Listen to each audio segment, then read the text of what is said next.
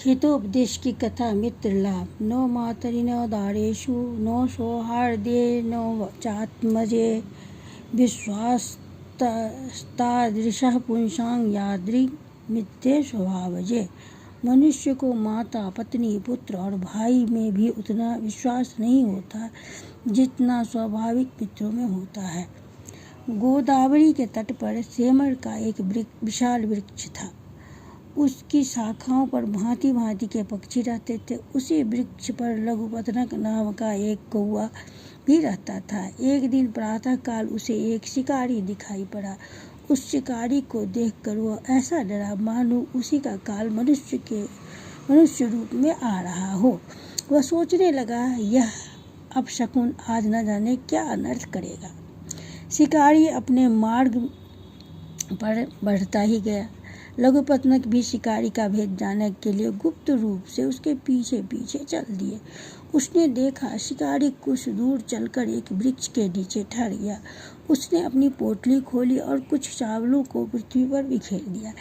फिर जाल फहराकर और पक्षियों के फंसने की प्रतीक्षा में पास ही छिपकर बैठ गया। थोड़ी ही देर बाद कबूतर का सरदार चित्रगिर पर सपरिवार उड़ता हुआ उसी मार्ग से निकला।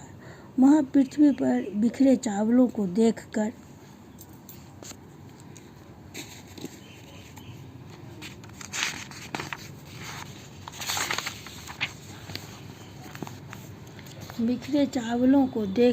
कबूतर ठहर गए और चावल खाने को लपके।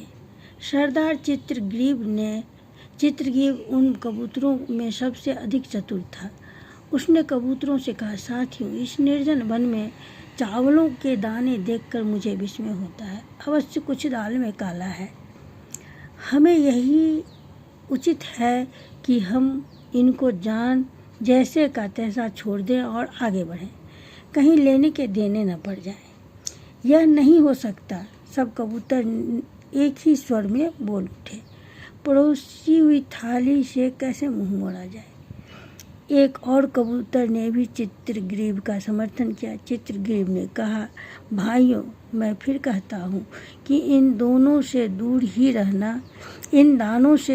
रहना चाहिए। कहीं लोभ में फंसकर हमारा भी वही हाल न हो जो लोभ के कारण एक राहगीर का हुआ था। राहगीर की कथा है, कबूतरों ने पूछा। चित्रग्रीव ने राहगीर की कथा सुनाई।